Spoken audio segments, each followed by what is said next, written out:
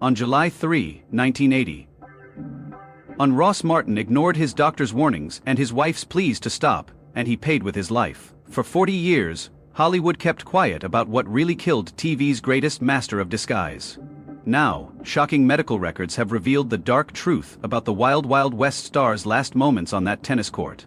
Even his best friend Robert Conrad couldn't save him, and the studio that made millions off of his talent wouldn't even show up to his funeral. Ross Martin was born Martin Grodek, Poland, on March 22, 1920. His family was part of the Polish Jewish community and lived in an area that was full of uncertainty after World War I. His father, Isaac Rosenblatt, was a tinsmith, and his mother, Sarah Lerner, took care of the house. Like many Jewish families in Eastern Europe, they were facing growing instability and anti-Semitism. They wanted a safer life, so they made the hard decision to leave everything behind and start over in America. At the time of Martin's birth, Grodek was still part of Poland. Border changes during World War II put it in Ukraine. The area was always changing, which made life unpredictable. Over time, Martin Rosenblatt's name changed to Ross Martin, which fit his new life in America. The trip across the ocean began when he was a baby. His family boarded the steamship New Reli in Danzig on August 29, 1920, and after almost 3 weeks at sea, they arrived at Ellis Island on September 18, 1920. His name was recorded as Marcus Rosenblatt by immigration officials, a small change that often happened. What happened during the paperwork process? Ellis Island was the first stop for millions of immigrants looking for a new life. The Rosenblatt family, like most others, traveled in steerage class and had to pass strict medical and legal inspections before they could step foot on American soil. Once they were cleared, they settled in the Bronx, a neighborhood full of immigrants trying to start over. Ross Martin spoke Polish, Yiddish, and Russian at a young age. After moving back home, he learned French, Spanish, and Italian. His ability to speak many languages became one of his greatest strengths, which helped him later in life as an actor when he played Artemus Gordon in The Wild Wild West. He even used Russian in some scenes to add a personal touch to his performances. Despite the difficulties of growing up in a working-class immigrant family, Martin did very well in school. He went to City College of New York, a top school known for educating many first-generation students, and graduated with magna cum laude. He was one of the smartest people in his class and went on to get a law degree from George Washington University's National University School of Law. His future looked set for a stable career in law or business. But he didn't want that. Instead, he became an actor. In the 1940s, he joined forces with Bernie West to form a comedy duo called Ross and West. They performed in vaudeville and nightclubs across upstate New York, mixing fast-paced jokes with physical comedy. Audiences loved them, and they were always on time. Sharp Martin had a natural talent for making people laugh, and West later called him a comedic genius. The pair didn't last long though, because Martin wanted to try new things in entertainment, while West went into writing and producing. Years later, West would work on sitcoms like All in the Family, but Martin was already on to bigger and better things by 1953, when he was on Broadway in Hazel Flag, a musical satire based on the 1937 movie Nothing Sacred. He played Dr. Egehefer in a run of 190 performances. It was a hit at the Mark Hellinger Theater, with music by Joel Stein and lyrics by Bob Hillard. Martin stood out for his stage presence and ability to balance comedy and drama. He shared the stage with actors like Helen Gallagher and Thomas Mitchell, showing that he was more than just a comedian. Broadway opened new doors for him, and soon he was making a name for himself in radio. In the late 1940s and early 1950s, Martin became a well-known voice on shows like The Cavalcade of America and Dimension X. He had an amazing voice. He was able to switch between accents and characters so well that he got his own show, The Ross Martin Show. Each episode showed off his ability to play different roles, sometimes switching between voices so smoothly that viewers didn't realize it was the same person. This made him a popular voice actor and helped him move into live television anthologies. Then, Hollywood came calling in 1955. He made his movie debut in George Powell's Conquest of Space, a science fiction epic about humanity's first space race. Journey to Mars, in which he played Sergeant Andrei Fedor, a supporting character with groundbreaking special effects and deep existential themes. The movie wasn't a big hit, but it was a big step forward for Martin. A few years later, he was in The Colossus of New York, another sci-fi thriller. His Hollywood career was picking up speed, and this was just the start of a journey that would last almost 30 years. Ross Martin's big break came in 1959 when he played Andemo in Mr. Lucky. A CBS show created by Blake John Vivian played a smooth-talking gambler, and Edwards Ando played a quick-witted. The show took place on a floating casino, which added a mix of adventure and danger. Martin's dry humor made Ando stand out right away in the pilot episode. His smuggling operation goes wrong when police find a hidden stash of weapons on Lucky's boat, and his deadpan "We are in trouble, I am the one responsible for the gun smuggling" set the tone for his character's sharp wit off-screen. He changed his lines on the spot and even made up his own costumes. In one episode he dressed as a bartender to spy on mobster and makeup, which would become a big part of his career. The show was praised for its style and humor, but it didn't do well with viewers and was cancelled after one season. However, critics took notice. TV Guide said Martin's performance was effortlessly charming, and they praised his ability to switch between accents and personalities. 3 years later, Martin shocked audiences with his performance in Experiment in Terror, 1962. He played Garland Red Lynch, an asthmatic sociopath who terrorizes bank teller Kelly Sherwood, played by Lee Remick. It was a huge change from his role as the charismatic Andamo. Martin studied a childhood friend with asthma to perfect Lynch's eerie labored breathing, and he insisted on doing all of his own stunts, including a brutal garage attack scene filmed in a single take. In one of the scariest scenes, Lynch makes Sherwood listen over the phone as he strangles her coworker. His breathing gets heavier with each second. Lynch's performance was compared to Anthony Perkins's as Norman Bates in Psycho, and the New York Times called him a masterclass in understated menace. Martin later said that the character inspired him to play Twin Peaks killer Bob, which earned him a Golden Globe nomination for Best Supporting Actor, which is a rare honor for an actor. He almost turned down the part of the bad guy in a thriller because he was afraid of being typecast, but it turned out to be one of the most important roles of his career.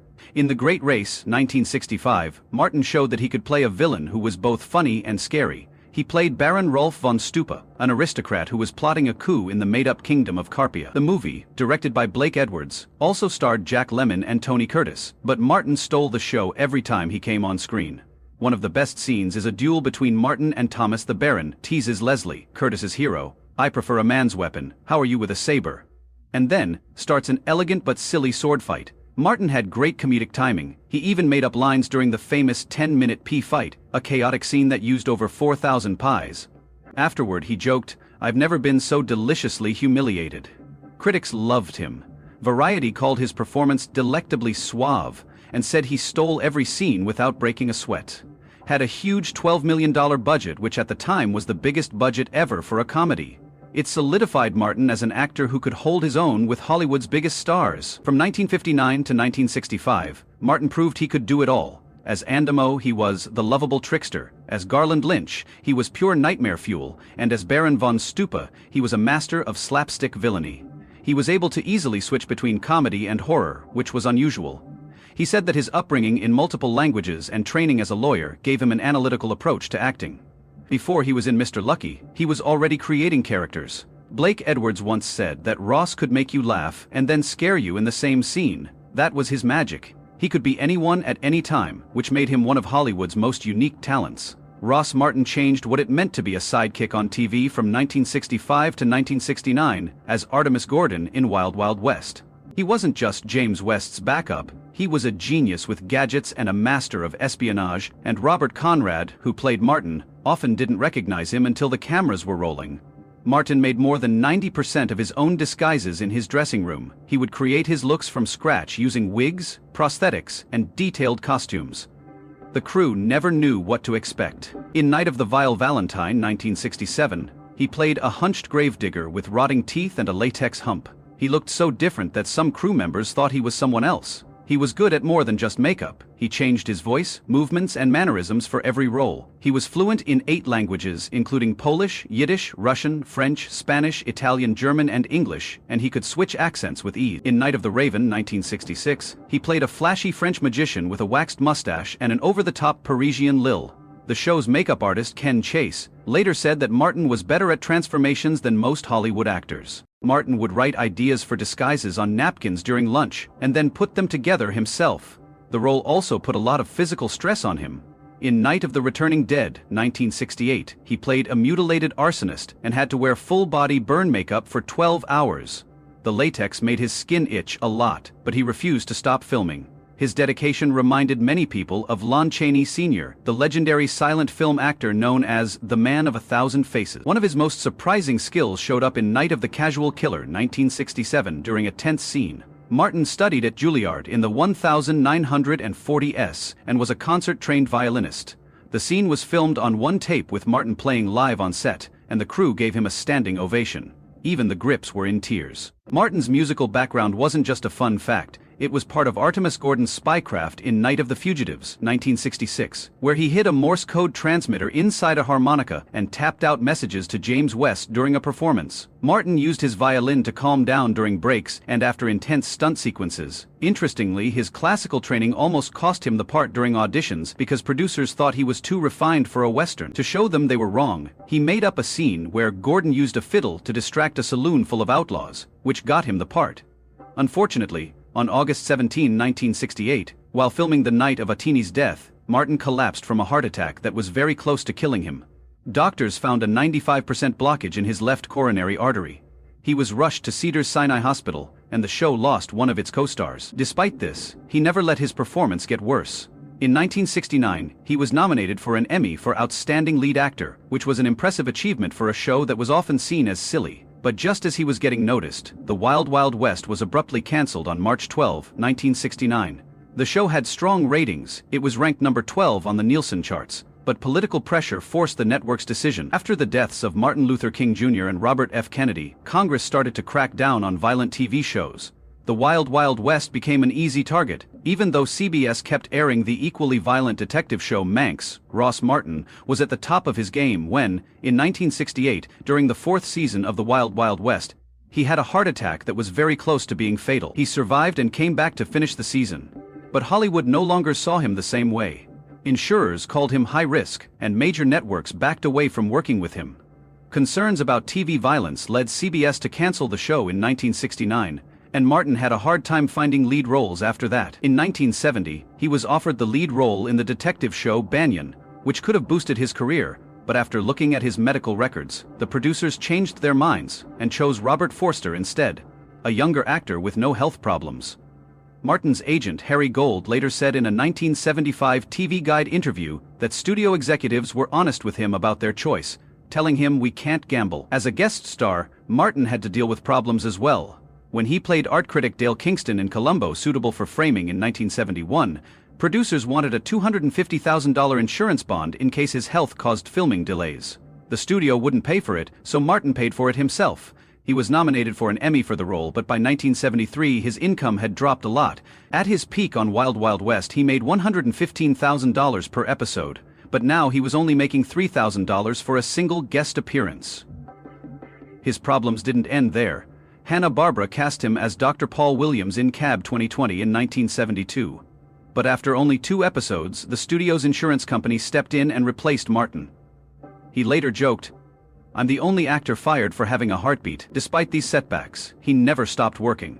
From 1970 to 1981, he booked 87 guest roles and became known as the go-to actor for bad guys, eccentric geniuses, and mysterious masterminds. Hollywood might not have trusted him with a lead role, but his talent was too great to ignore.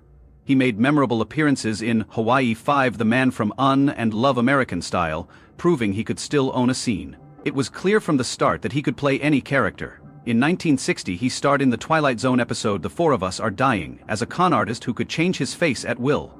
Director John Bram later said that Martin made up 4 different accents for the role, including a Brooklyn gangster and a Southern gentleman, none of which were in the script. One of his most memorable roles was Columbo Sue of 4 in 1971's Framing.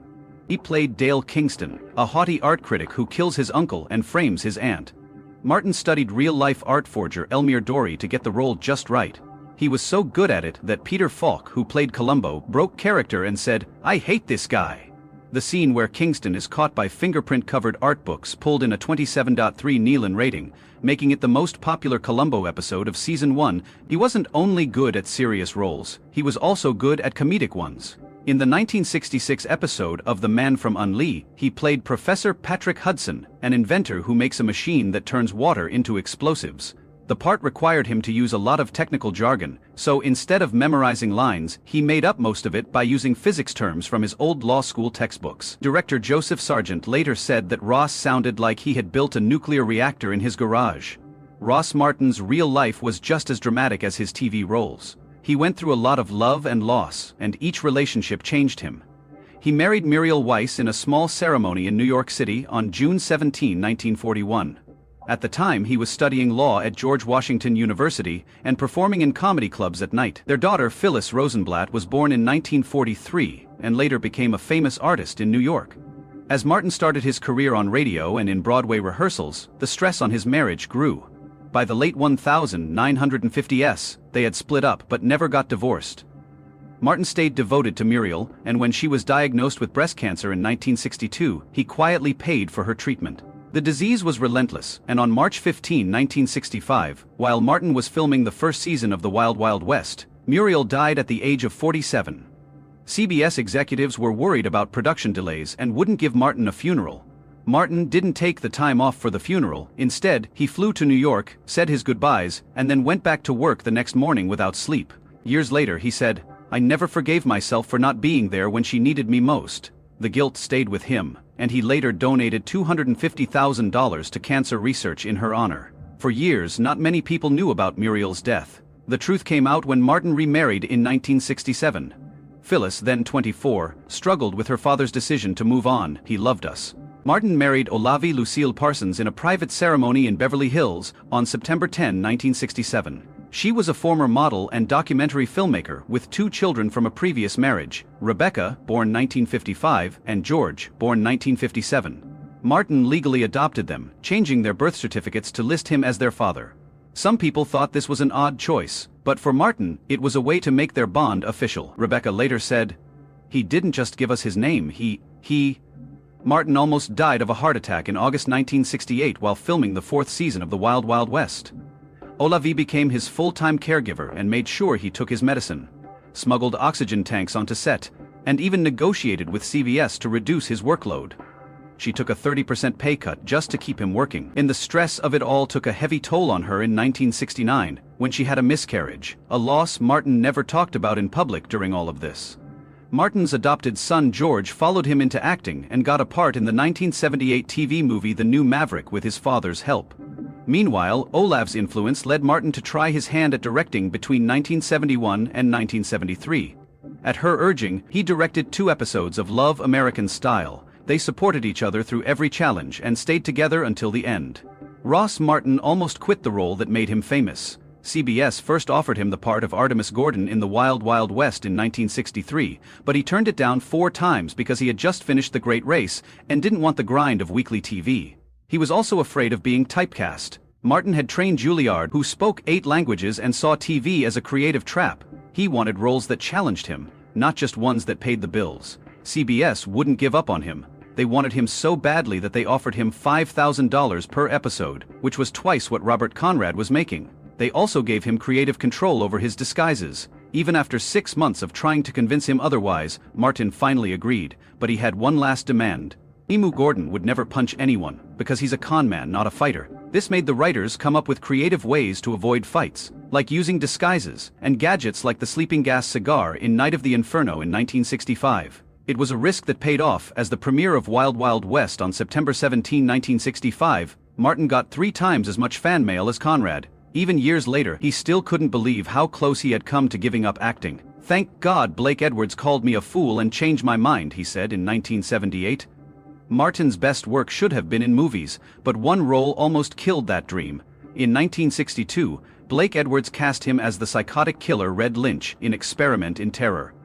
It was a terrifying performance, but Columbia Pictures didn't put his name on the trailers or posters because they were afraid people wouldn't see it. It was meant to make the movie more suspenseful, but it backfired. Critics praised Lynch's eerie presence, but audiences were confused because Martin's voice could be heard in 70% of the movie, but his name was nowhere to be found. When he tried out for other dramatic roles, casting directors turned him down because they thought he was more of a comedy actor. This cost him a part in The Manchurian Candidate, which went to Lawrence Harvey instead. The movie later became a cult classic, but the damage was already done by 1965. Robert Conrad was there, shocked. Later, Blake Edwards said Ross deserved a funeral as grand as The Great Race, but that wasn't his style. Hollywood barely responded. Only Variety and The Hollywood Reporter ran proper obituaries.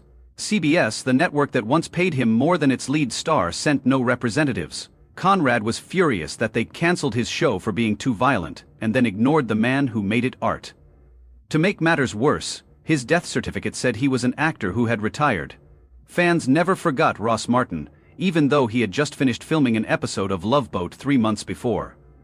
Every year on his birthday, they still visit his grave at Mount C and leave tiny violins as a tribute to his most famous role. Leonard Maltin said it best. Hollywood lost a piece of its soul that day.